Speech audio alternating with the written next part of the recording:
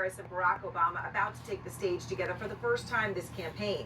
The vice president and the former president will be at a rally in Georgia, crucial state where new polling today shows the race tied at 49%.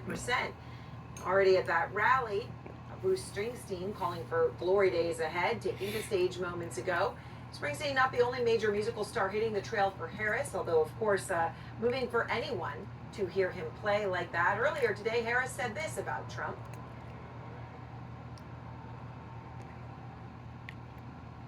You have the choice of a Donald Trump who will sit in the Oval Office, stewing, plotting revenge, retribution, writing out his enemies list, or what I will be doing, which is responding to folks like the folks last night with a to-do list, understanding the need to work on lifting up the American people.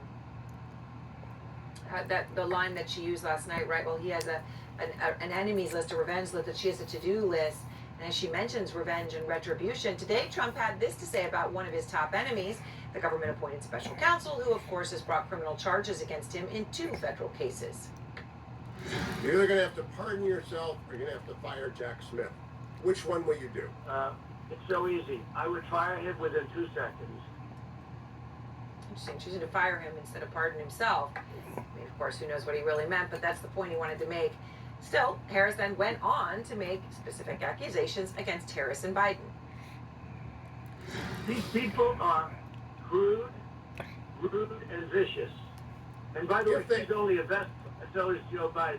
He's not the leader of the party. He never was. He's a vessel. And he was a perfect vessel. He wasn't done anything they told him. He didn't get out what they told him to get out. And she's no different. She's a vessel. I watched her last night. She's got no intelligence. She's got nothing. She's got nothing. Last night, of course, he was referencing the town hall here in CNN, which was, in fact, the most watched town hall of this election for either side. That, of course, is something that Trump cares about, the ratings, right? If you measure things by ratings, well, it did better than any other town hall this cycle.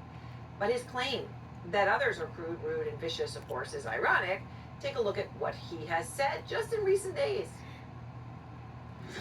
If you look at Kamala and you look at what she's done to every place she's touched, has turned to shit. We can't stand you. You're a shit vice president. This man was strong and tough, and I refuse to say it, but when he took showers with the other pros, they came out of there, they said, oh my God, that's unbelievable. The women are going to like Trump. I think they like me anyway. I think it's all bullshit, you know? They make it up. When you don't use those certain little key words like bullshit, there's no other word.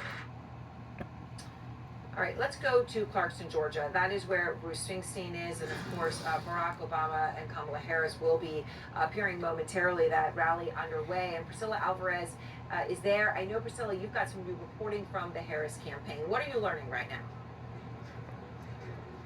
Yeah, as the campaign brings out its star power over the next several days, what I'm being told is that the vice president is also honing in on her own closing argument, and we've already started to get a glimpse of it. Recall that during the CNN town hall yesterday, she said that former President Donald Trump had a, quote, enemies list when she had a, quote, to-do list. She repeated that today, and I'm told by a senior campaign official that that is going to feature prominently over the next several days as the vice president doubles down on drawing that stark contrast between her and the former president. In addition to that, she will continue to amplify issues like reproductive freedom, which she has been a key voice on since the beginning of the year before she was even the top of the party's ticket.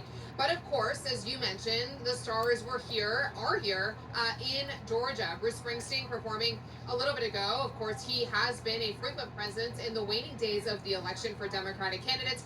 And soon we're going to hear from former President Barack Obama, followed by the vice president. This will mark their first joint campaign appearance. He, of course, has already been deployed on a blitz of his own as he tries to mobilize voters. And that is the key, Aaron. Senior campaign officials telling me the next several days are going to be focused on mobilization and capitalizing on early voting. That is where they think they can build the most momentum. Here in DeKalb County, almost 1/3 of active voters have already cast their ballots. So that is the type of energy and enthusiasm that they are trying to gin up here tonight in Georgia, a crucial battleground state one that they want to put in the vice president's column. And of course, the vice president going to be continuing, or beginning, I should say, her closing argument tonight and moving forward. Aaron. And of course, Democratic star power out there, Senator Raphael Warnock walking out on the stage right now.